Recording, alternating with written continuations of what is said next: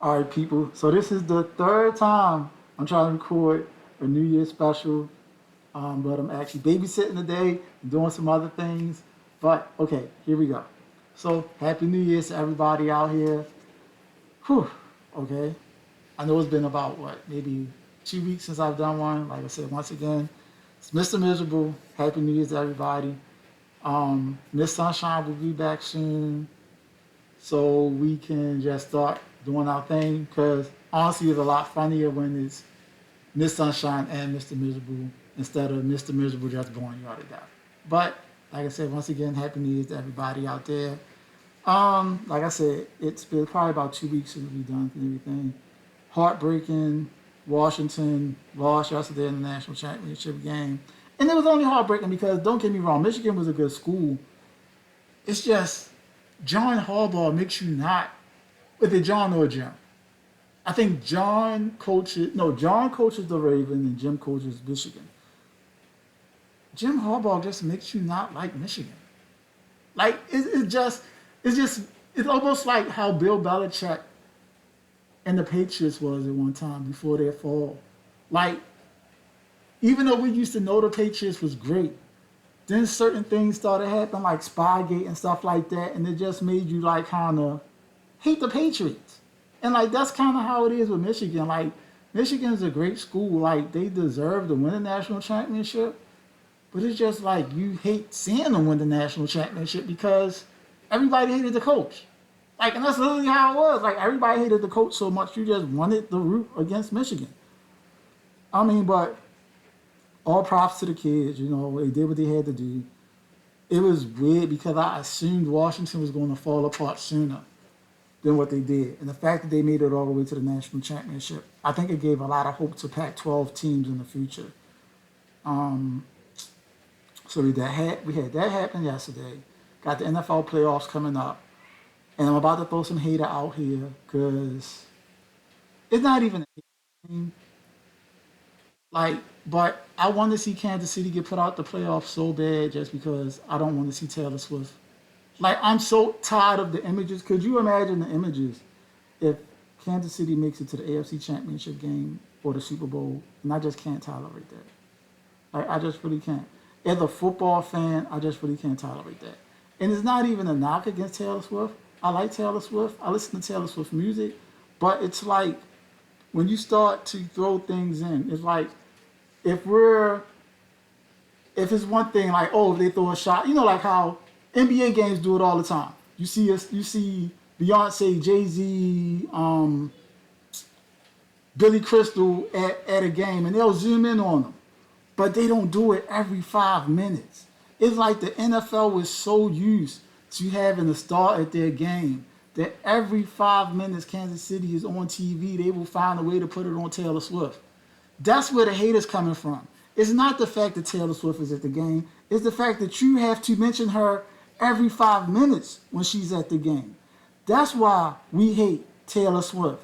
That's why we hate Travis Kelsey now in Kansas City. Because before this, it wasn't like I was never really a Kansas City fan, but it's like I despise when I know they're going to be on national TV now. Because I know y'all going to find a way to zoom in on Taylor Swift at least 10 times a game. This is the first time I've ever said that I hope Patrick Mahomes and the Kansas City Chiefs get put out in the first round. First time ever. And like I said, I've never really been a big Kansas City fan. But this is the first time where I literally felt like Kansas City, like, I'm a baseball fan. And I hate the Yankees just because of the fact that Yankees always get so much unnecessary exposure. That's how I feel about Kansas City then. Like, y'all, Kansas City didn't even really have a great year. But it was like every time the game was on, they talked so much excitement about Kansas City because Taylor Swift was going to be there. Like, it's crazy because I am a very big sports fan, so that's why sometimes it comes up when I'm talking, especially when I'm doing segments by myself, because it's just like, dude, really, like, come on, yeah, I don't know, like, yeah, I just one New Year's resolution, pray Kansas City get put out week one of the playoffs. But like I said, that I don't really do New Year's resolutions. I'm just not even gonna lie. Because I feel like that's just a way to lie to yourself. But I do want to make some changes this year. I'm not even gonna lie. One of my biggest changes is to stop being so impulsive about things. Um, Stop giving people other chances. Like for me now, the mindset I am for the now on and the rest of my life, if I'm not putting 50% and you're not giving me 50%, there's no need for our energies to be around each other. It's no need for our energies to be around each other. If your energy not matching my energy, is no point. Like you're just wasting my time and I'm wasting your time. And that's how I really feel nowadays about that. And I feel like more people should be like that. I feel like people talk about abusive relationships a lot. And I hear people talk about it a lot. But there are a lot of types of abusive relationships. I once joked with a young I was trying to date one time. And I was like, I'm in an abusive relationship. And she was like, really? With who? I was like, with my job.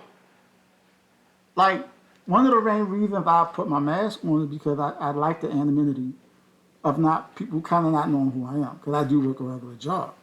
But anybody who's ever known me for working a regular job know I have put more time into work life than I have personal life, personal relationships, my stepkids, anything. I put more time into work than I have done like personal life. And to the point where like I appreciate Gen Z and millennials in the fact that I've seen in a way showing me the way. In the sense that, because I know a lot of older people look at it and they're like, oh, these kids just complaining. Like, no, they really talk about putting too much time in your goddamn job. Like, they gave him the nickname now, it's quiet quitting. Like, you going to work and working your 8 hours is what you're being paid to do. And that's what they're doing. They're giving you no more, no less, but they're giving you what they're being paid to do. So that's not quitting, that's them doing what they're supposed to do. Because jobs have no problem letting you, in fact, I was telling somebody that the other day, because the young lady was about to quit, and I told her, because I'm a manager, at the time I was the manager where I was at, and I was like, to be honest, only give them 2 weeks notice if you feel like you may have to come back. I was like, if you don't think you're coming back, fuck them, and just quit when you want to. This is me telling this young lady this as a manager, because that's how fed up I am with these companies. Like, the fuck you got to give them 2 weeks notice for? They don't have to give you 2 weeks notice when they're gonna fire you, so you don't have to give them 2 weeks notice when you quitting. Fuck them. But I'm not just saying that just about work relationships. I'm saying that about all your relationships. If they not giving you the energy that you want, fuck them. That should be the motto for 2024. Fuck them if they not giving you the same energy you giving them.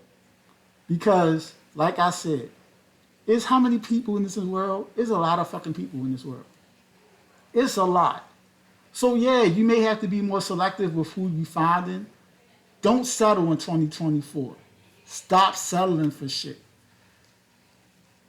You will find the person, the job, whatever it is you're looking for, if you're just willing to put the time in to be patient about it.